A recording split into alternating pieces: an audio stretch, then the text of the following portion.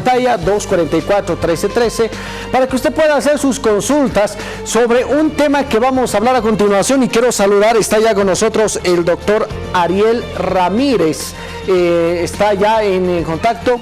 Vamos a hablar con él el tema de los métodos, los diagnósticos diferentes precisamente a lo que es el PCR para COVID-19, la importancia y la factibilidad. Por favor, son temas que vamos a desarrollar con el doctor Ariel Ramírez. Es importante conocer la factibilidad de las pruebas que se realizan cuando se trata sobre todo de la detección de coronavirus. ¿Es factible estas pruebas? Se dice tanto, se ha hablado tanto de estas pruebas que se realizan a nivel mundial en esta situación de coronavirus. Y es precisamente el doctor Ariel Ramírez quien nos va a hablar de este tema y nos va a aclarar algunas dudas que tengamos de repente nosotros y ustedes también en la casa.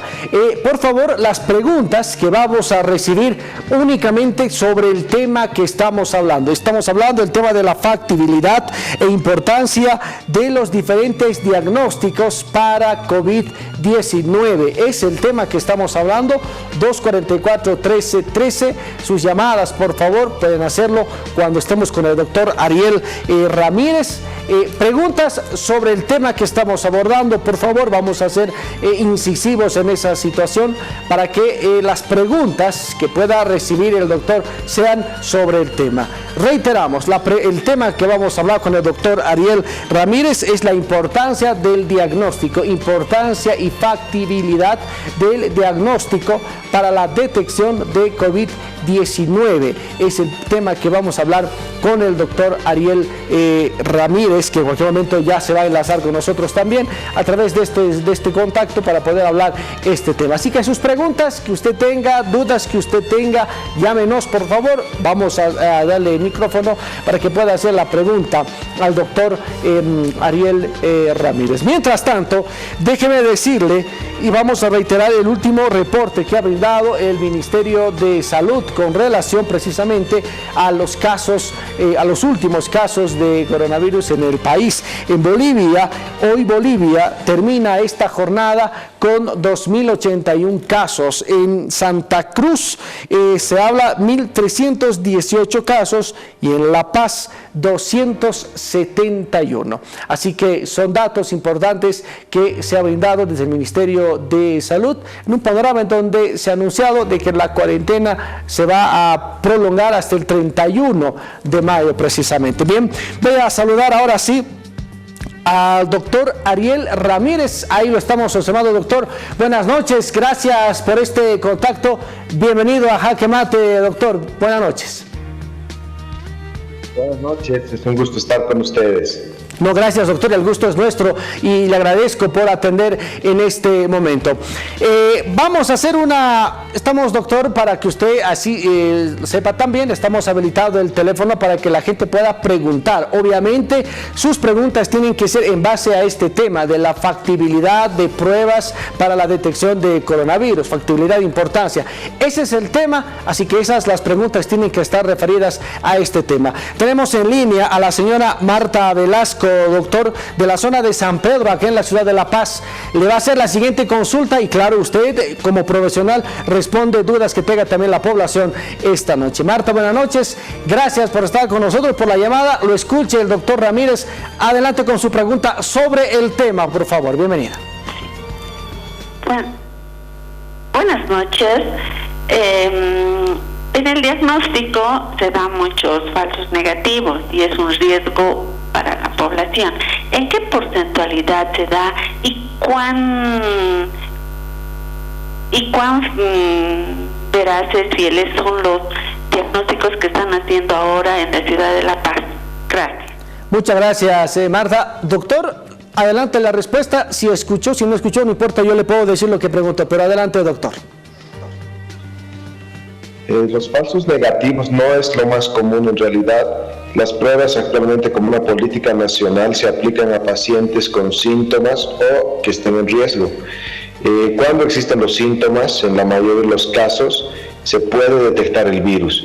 Entonces el porcentaje de falsos negativos en realidad es muy bajo. La técnica que se está usando es reacción en cadena de la polimerasa, lo que significa que detecta el material genético del virus. que está presente en secreciones. Entonces el porcentaje de falsos negativos en realidad es bajo, ¿no? Un paciente con síntomas debería tener virus detectable. Incluso sabemos que antes de empezar los síntomas, 1 o 2 días, empieza a ser excretor de virus.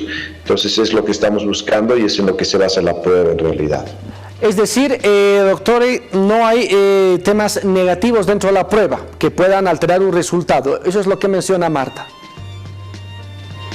Sí, la posibilidad, pero es un porcentaje mínimo.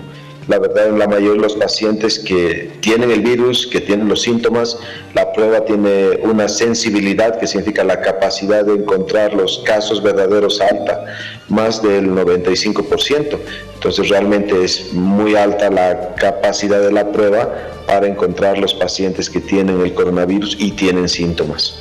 Bueno, ahí está. Entonces hemos respondido a la pregunta a Marta, que nos llamaba de la zona de San Pedro.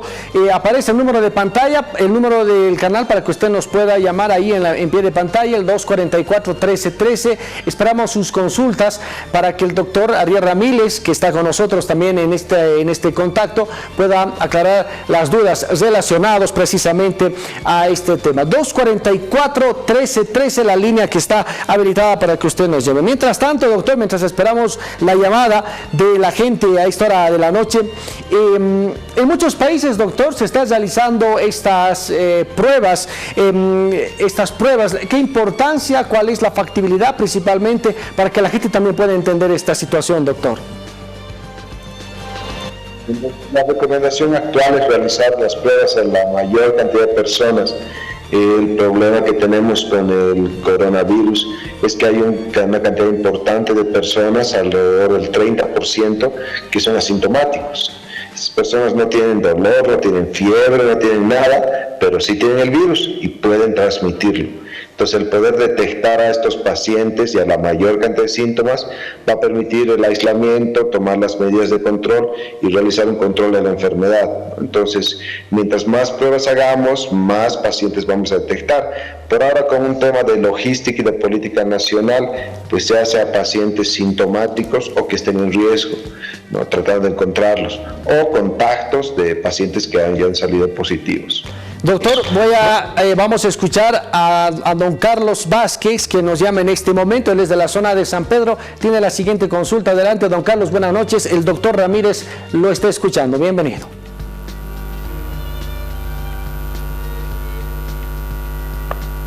¿Aló, buenas noches? Sí, buenas noches. Adelante con su pregunta. Lo estamos escuchando. Ya. Tengo una consulta. ¿Cómo yo puedo saber si soy asintomático, si no tengo ningún tipo de síntomas? Bien, ahí está la pregunta entonces, doctor. Adelante. No pueden saberlo porque, como dice la definición, asintomático no tiene nada, ¿no? Lo que podría hacerse si tiene sospechas, si ha tenido contacto con algunas personas, si conoce a alguien que se ha enfermado o sospecha que podría ser portador del virus, pues hacer una prueba.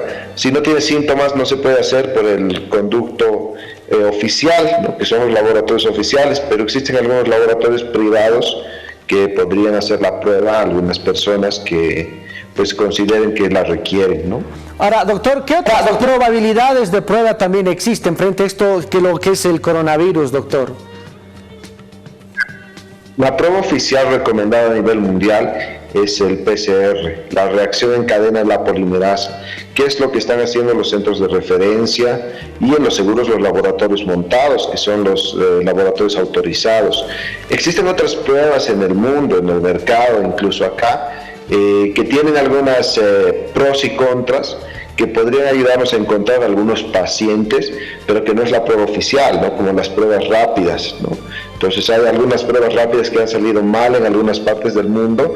Actualmente sí está disponible en algunos lugares en Bolivia, pero no logra detectar, el problema con esta prueba es que no logra detectar los casos iniciales, sino debe pasar al menos una semana para que la prueba pueda dar positiva.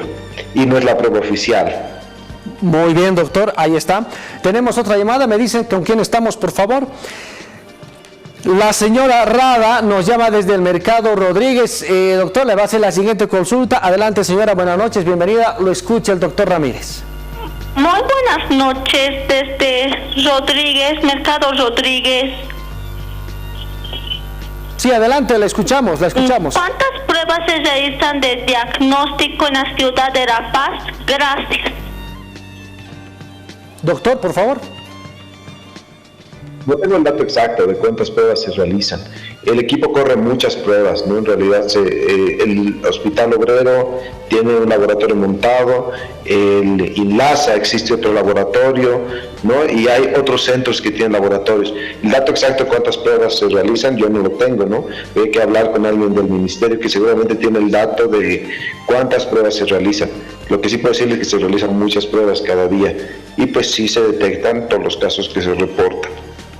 Bien, gracias, doctor.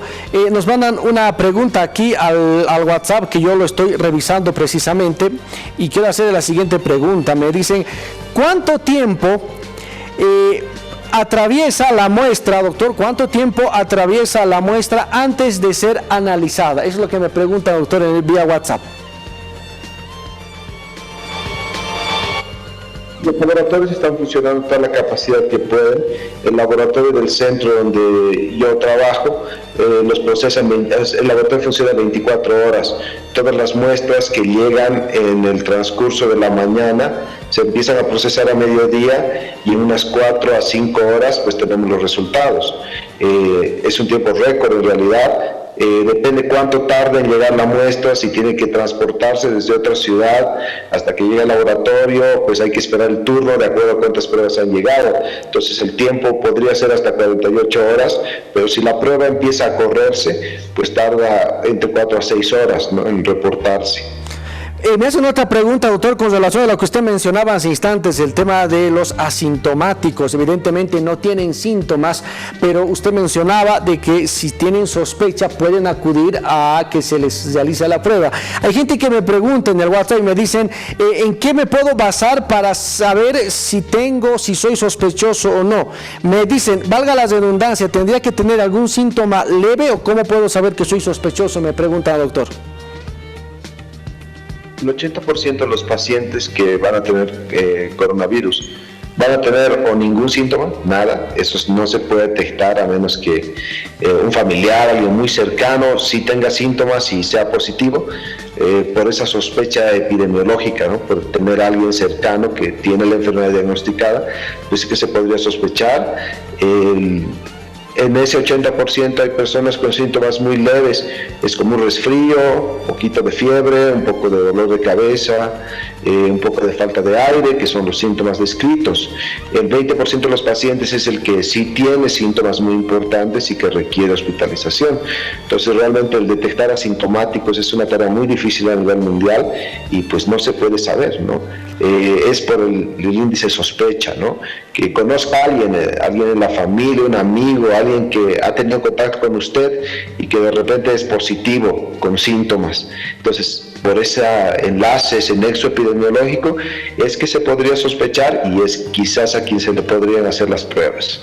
Bueno, doctor, estamos en los últimos minutos del programa. Nuevamente reiteramos, la gente que tenga alguna consulta, 244-1313 está habilitado a esta hora. Usted nos puede llamar y vamos a pasar la consulta al doctor Ariel Ramírez, que está con nosotros. Doctor, ¿qué pasa con este tema de las pruebas rápidas, que también se ha hablado mucho? ¿Hay algún margen de error dentro de estas pruebas rápidas que también se realizan, doctor?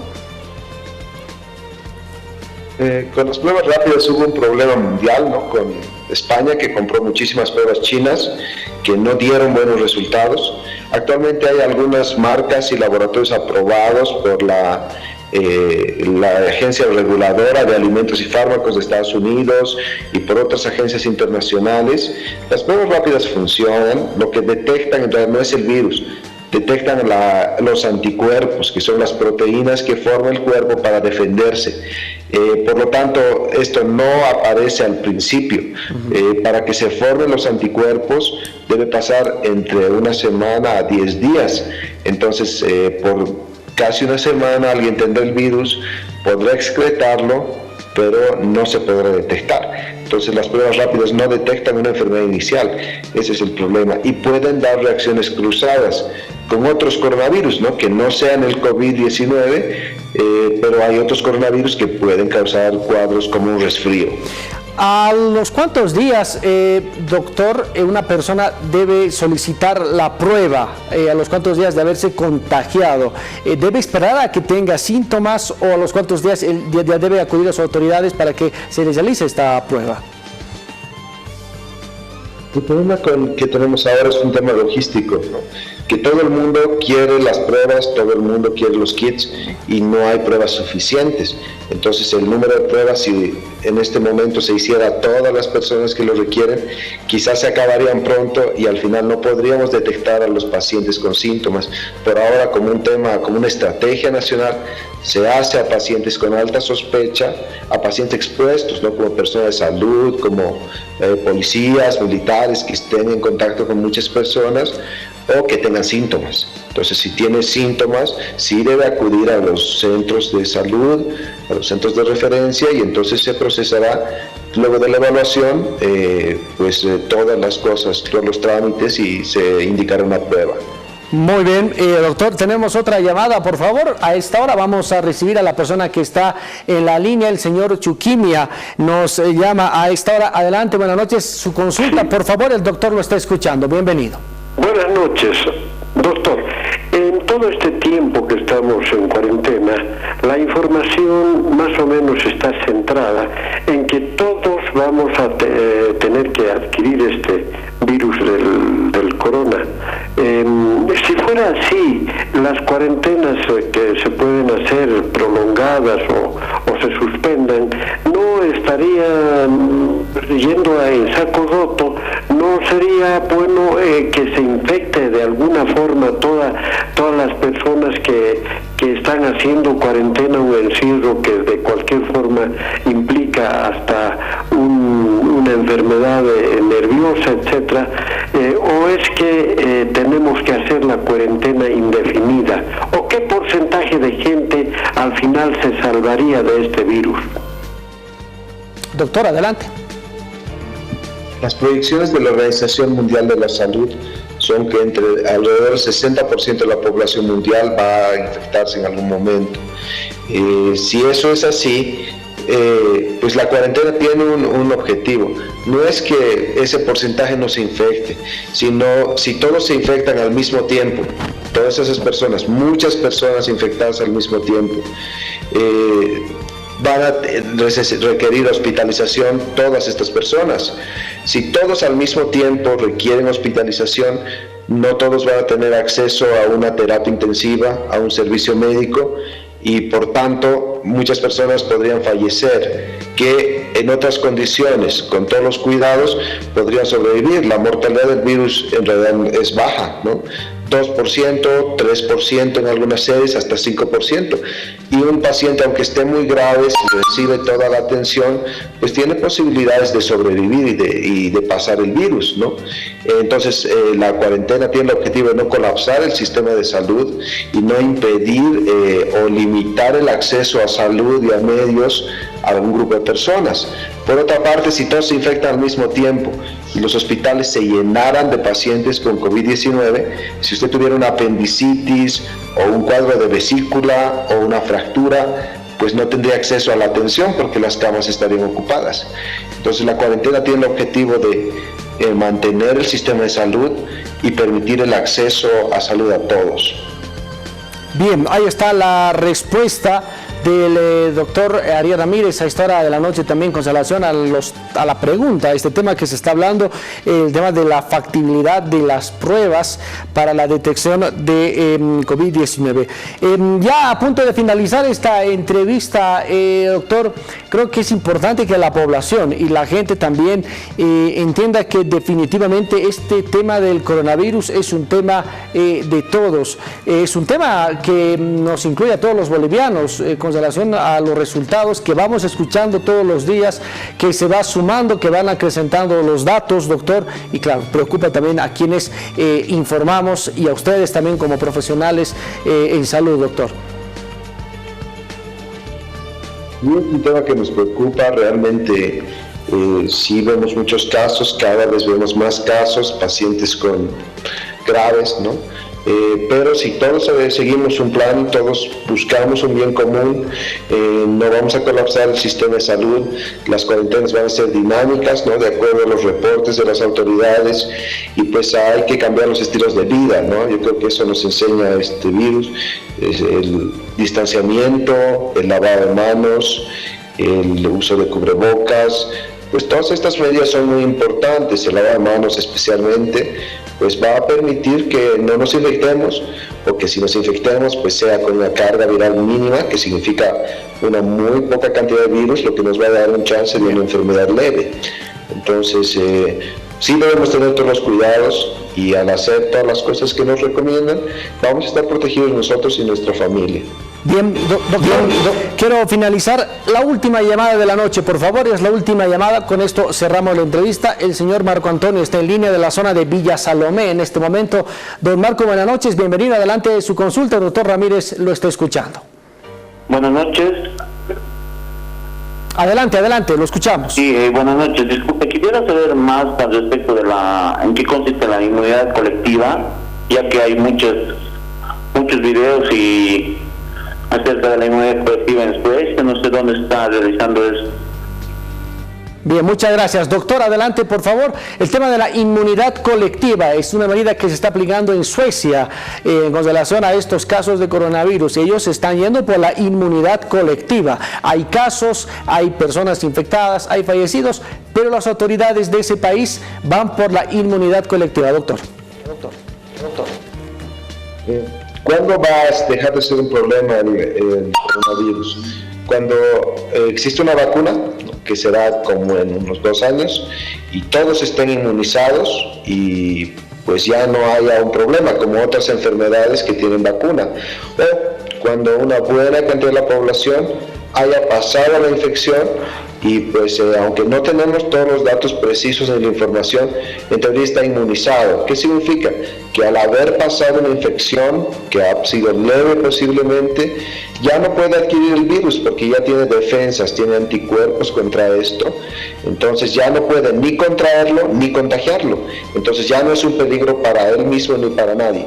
Y si una buena cantidad de la población ya hubiera pasado esta infección, en realidad pues ya no es un problema de salud pública, ¿no? Ya no es un problema para el país. Bien, doctor Ramírez, gracias por estos minutos, le agradezco por su tiempo y gracias por la información que nos ha brindado también. Muchas gracias por la entrevista y pues cualquier cosa yo quedo a sus órdenes para otras consultas. Muchas gracias, doctor Ariel Ramírez ha estado con nosotros para esclarecer y aclarar dudas que la población tenga con relación a este tema de las pruebas, la factibilidad de pruebas para la detección de COVID-19. Antes de irnos, vamos a esto, por favor, que está circulando en redes sociales, extraído de la página del Facebook de John Arandia, de periodista John Arandia. Urgente, acaba de conocerse la renuncia del ministro de Desarrollo Productivo y Economía Plural, Wilfredo Rojo Parada. Se baraja el nombre de Óscar Ortiz como su reemplazo. Una noticia que está en desarrollo y que fue publicado hace 34 minutos. Lo último, seguramente las autoridades ya confirmarían este tema, ya se baraja un nombre, pero se ha conocido hace media hora en la página del periodista John Arandia. Bien, con eso nosotros nos vamos. Gracias por estar con nosotros. Cerramos Jaque Mate de este jueves. Buenas noches.